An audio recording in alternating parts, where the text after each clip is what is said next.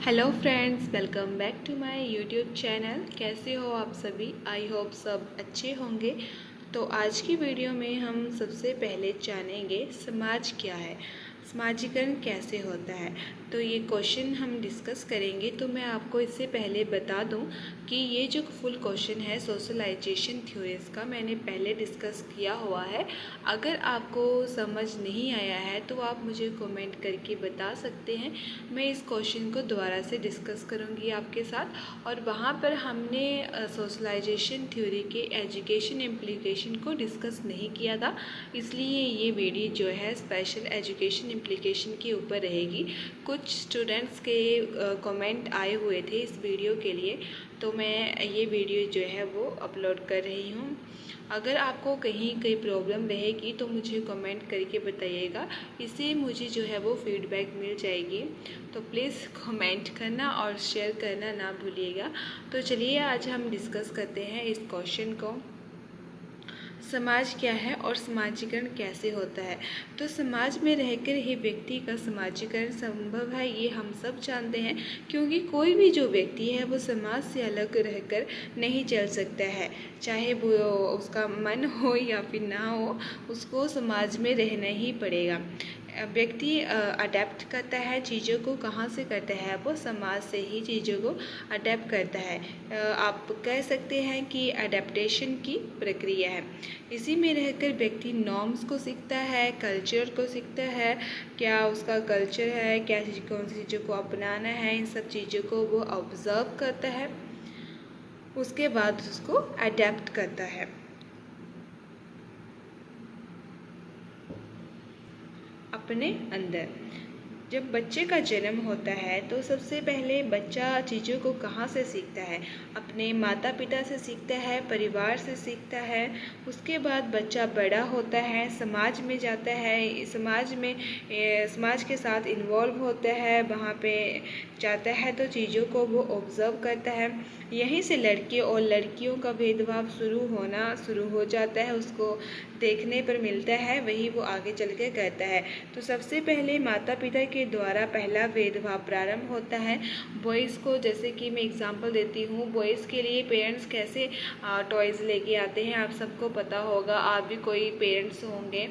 तो हम सब ऐसे ही करते हैं, जैसे अगर गर्ल है तो गर्ल्स को गर्ल के जैसे टॉयज़ लेके आएंगे, गुड़िया जैसे, और बॉयज़ को जो है वो बॉल लाएंगे, बैट लाएंगे या फिर कार लेके आएंगे। तो वहीं से जो है एक परिवार से ही शुरू हो जाता है भेदभाव होना। तो ये हम सब जानते हैं। और जैसे लड़की को बोला जाएगा घर के काम करने हैं, लड़के को बोला जाएगा घर के काम नहीं करनी है, बाहर खेलना है। तो ये सब जो है वो बचपन से ही शुरू हो जाता है। बच्चा जो है वो देख के उसको पता लग जाता है कि ये चीज़ें हमारे साथ हो रही है, तो हमने क्या आगे चलकर करना है। तो ये हम सब शुरू से देखते आ रहे हैं और सब हम भी वैसे ही चीज़ों को शायद कंटिन्यू कर रहे हैं। तो वहीं से जेंडर डिस्क्रिमिनेशन जो है वो शुरू होता रहा है। तो कोशिश करनी है कि इन चीज़ों को ना किया जाए, क्योंकि अब तो सब इक्वल ही होते हैं। बॉयज़ गर्ल्स क्या है, कोई भेदभाव नहीं करना है, दोनों को इक्वल अपॉर्चुनिटी देनी है ताकि वो चीज़ों को अच्छे से सीख सके बच्चे भी, और बड़े होकर वो भी सेम ऐसा ही करे अपने आने वाले टाइम में। तो दोनों को ही सेम प्रायोरिटी देनी है, सेम इक्वल इम्पोर्टेंस देनी है। उसके बाद है हमारा समाजीकरण, समाज के मानदंडों और विचारधाराओं को आंतरित करने की प्रक्रिया है। समाजीकरण क्या है? समाज के मानदंडों और विचारधाराओं को आंतरित करने की प्रक्रिया है। समाज में बताया जाता है हमारे रीति रिवाजों को, तो ये सब उसकी ही प्रक्रिया है। साथ ही सतत प्रक्रिया है, यानी कि लाइफ लॉन्ग चलने वाली प्रक्रिया है। जब व्यक्ति का जन्म होता है, जन्म से अंत तक व्यक्ति जो है अपने समाज से, अपने सोसाइटी से कुछ न कुछ सीखता रहता है। अगर वो अच्छी बातें सीख रहा है, वहीं पर वो बुरी बातें भी सीखता है।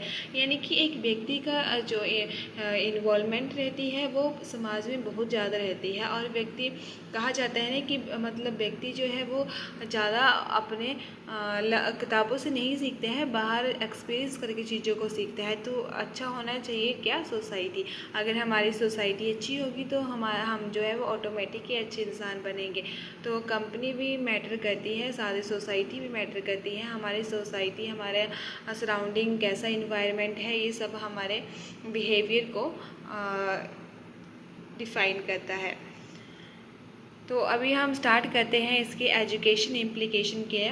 सबसे पहला पॉइंट आ जाता है अभिभावक शिक्षक सहयोग। तो जो स्कूल पेरेंट टीचर कोऑपरेशन जो होता है वो होना बहुत ही ज़रूरी है। स्टार्ट कहाँ से होता है? जेंडर डिस्क्रिमिनेशन जो होता है वो परिवार से ही स्टार्ट होता है। तो यहाँ पर पेरेंट्स का योगदान होना चाहिए शिक्षक के साथ। अगर शिक्षक उनको जागरूक कर रहे हैं किसी चीज़ के लिए कि अपने बच्चों के साथ ऐसे व्यवहार ना करें, सेम अपॉर्चुनिटी दोनों को प्रदान करें, तो पेरेंट्स की रिस्पॉन्सिबिलिटी बनती है कि वो कोऑपरेट करें टीचर्स के साथ और दोनों को इक्वल लेके चलें। अभिभावकों के लिए जागरूकता शिविर आयोजित करें। जो शिक्षक होते हैं उनकी रिस्पॉन्सिबिलिटी बनती है कि वो अभिभावकों के लिए ऐसे कैंप्स का आयोजन करें जिसमें बताया जाए कि लड़कियां भी लड़कों के समान होती हैं और वो लड़कों के समान ही चीज़ों को कर सकती है। तो उनको भी सेम प्रोवाइड करनी है क्या, अपॉर्चुनिटी। उसके बाद थर्ड हमारा पॉइंट आता है लिंग उत्तरदायी शिक्षा, यानी कि जेंडर रिस्पॉन्सिव एजुकेशन। तो टीचर्स को कैसी शिक्षा प्रदान करनी है? लिंग उत्तरदायी शिक्षा प्रदान करनी है, जिसमें बताया जाएगा कि दोनों जो है वो इक्वल होते हैं, इक्वल अपॉर्चुनिटी देनी है। चुनौतीपूर्ण रूढ़िवादिता को अपनाना है, जिसमें सेम कैंप वगैरह को ऑर्गेनाइज किया जा सकता है। समान अवसर प्रदान करने हैं बच्चों को, किसी के साथ डिस्क्रिमिनेशन नहीं होना चाहिए, भेदभाव नहीं होना चाहिए किसी चीज़ का। माता पिता को शिक्षित करें। माता पिता को जो है वो शिक्षित करना बहुत ही ज़रूरी हो जाता है, क्योंकि स्टार्टिंग जो है वो यहीं से होती है। सबसे पहला बच्चा जो है कहाँ से सीखता है? माता पिता से सीखता है। अगर माता पिता जो है वो बच्चे के साथ अच्छा व्यवहार नहीं करेंगे तो बच्चे भी उसी तरह से चीज़ों को सीखते हैं। तो पेरेंट्स को होना चाहिए कि इक्वल अपॉर्चुनिटी दी जाए, इन फ्यूचर भी उनको काम आएगी। साथी समूह, तो पेरेंट्स अगर जैसे साथी समूह बनते हैं, स्कूल में बनते हैं या फिर सोसाइटी में बनते हैं, तो ऐसा नहीं करना है कि जो उनके फ्रेंड, लड़कियों के फ्रेंड जो है वो लड़कियां ही होने चाहिए, लड़कों के फ्रेंड जो वो लड़के ही होने चाहिए। तो ये सेम स्कूल और सोसाइटी या घर में भी सेम चलना चाहिए रूल। ऐसे स्कूल में भी अगर उनके ग्रुप्स बनते हैं, अगर टीचर स्टडी के लिए ग्रुप्स बनाते हैं, तो सिर्फ लड़कियों के साथ लड़कियों को ही नहीं बिठाना है, लड़कियों के साथ लड़कों को भी इन्वॉल्व करना है। और सेम सोसाइटी में अगर कोई कंपटीशन हो रहा है किसी चीज़ का, तो उसमें भी बच्चों में के अगर ग्रुप बनाए जा रहे हैं, पेयर ग्रुप बनाए जा रहे हैं, तो वहाँ पर लड़कियों के साथ जो है वो लड़कों को भी ऐड करना है, उनके मिक्स ग्रुप बनाने हैं, जिससे उनको लगे कि दोनों ही समान हैं और किसी तरह का भेदभाव वहाँ पर नहीं हो रहा है। पाठ्यक्रम में लिंग आधारित आधार को संबोधित करना। तो आपने देखा होगा कि कई बार ऐसा पाठ्यक्रम होता है जहाँ पर भी लिंग आधारित भेदभाव को संबोधित किया जाता है। फॉर एग्ज़ाम्पल के लिए जैसे कोई कविता होगी, हिंदी या इंग्लिश में कविताएं होती हैं, स्टोरीज़ होती हैं। तो अगर किसी स्टोरी में बताया जाता है लड़का काम करने से रिलेटेड कोई स्टोरी होगी, तो वहाँ पर डायग्राम कैसा बनाया होगा? अगर काम करते हुए दर्शाया जाएगा कोई भी दृश्य, तो वहाँ पर लड़की का डायग्राम बनाया होगा। अगर खेलते हुए दृश्य होगा तो वहाँ पर लड़कों को दर्शाया जाएगा। तो सेम ऐसा डिस्क्रिमिनेशन देखने को मिल जाता है। तो ज़रूरी है कि पाठ्यक्रम में भी लिंग आधारित जो आधार पर पाठ्यक्रम तैयार किया जाता है, लिंग के आधार पर वैसा ना किया जाए, उसको भी चेंज किया जाए। तो यही इसकी एजुकेशन इम्प्लीकेशन रहती है। लिंग संवेदनशील शिक्षण रणनीतियों को लागू करना। लिंग संवेदनशील यानी कि ऐसी रणनीतियों को अपनाया जाए जहाँ पर किसी भी तरह का भेदभाव जो है वो संभव ना हो। जैसे मैंने आपको बताया कि स्कूल्स में भी ऐसा पाठ्यक्रम तैयार किया जाए जहाँ पर ऐसे लिंग संबंधित किसी तरह का भेदभाव दर्शाया ना जाए। सुरक्षित वातावरण प्रदान करना है लड़कियों के भी और लड़कों के लिए भी, और इक्वल अपॉर्चुनिटी प्रोवाइड करानी है। ये टीचर की रिस्पॉन्सिबिलिटी भी बनती है। टीचर से पहले जो वो सबसे पहली रिस्पॉन्सिबिलिटी किसकी बनती है? पेरेंट्स की बनती है, क्योंकि वहीं से बच्चा जो है चीज़ों को सीखता है, वहीं से उसको पता चलता है कि किस तरह का व्यवहार लड़कियों के साथ होता है और किस तरह का व्यवहार लड़कों के साथ होता है। लड़कियों को घर के काम करने सिखाया जाता है और लड़कों को बाहर के काम सिखाया जाता है। तो ये सब चीज़ें जो है हमारे समाज से शुरू से ही चलती आ रही है।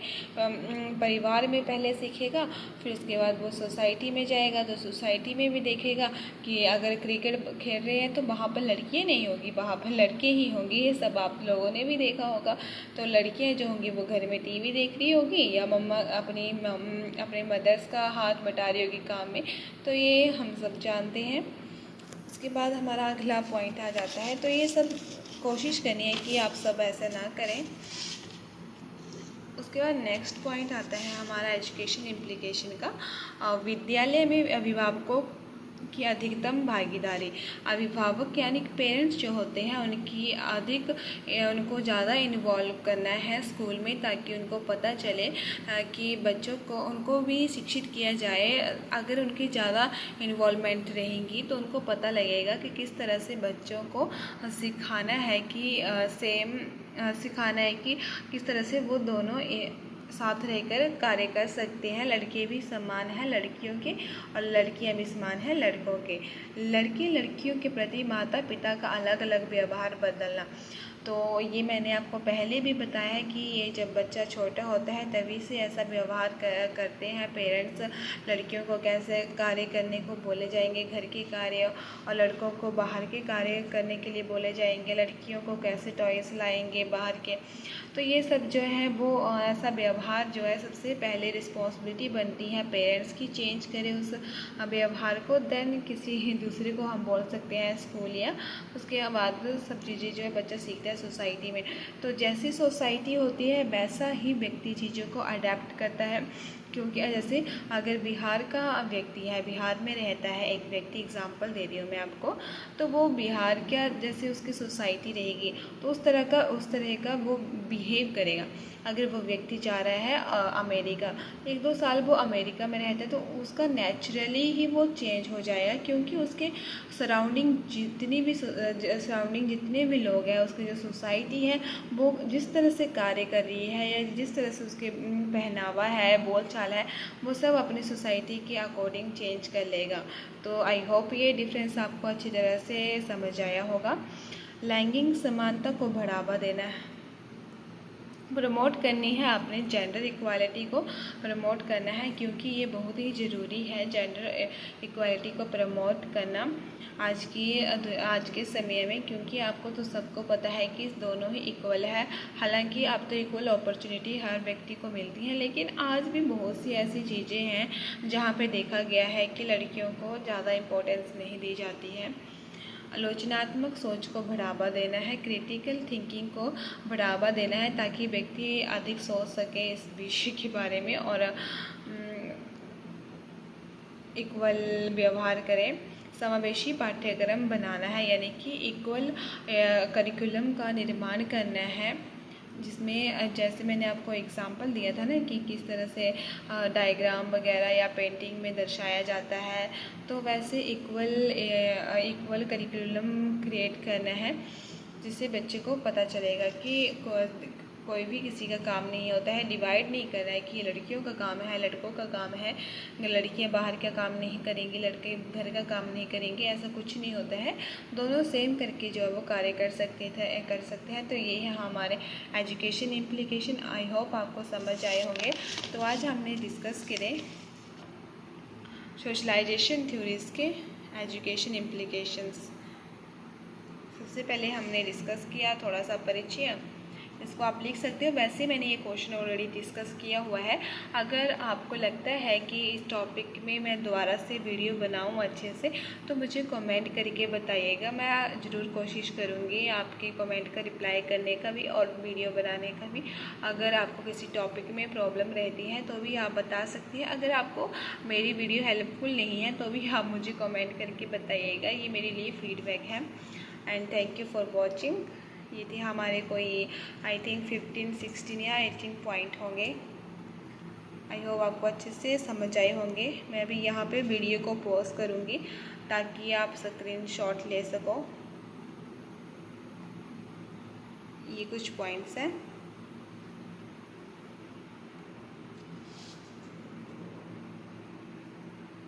मैंने दोनों ही लैंग्वेज में डिस्कस करे हैं, ये टाइप कर दिए हैं इसमें।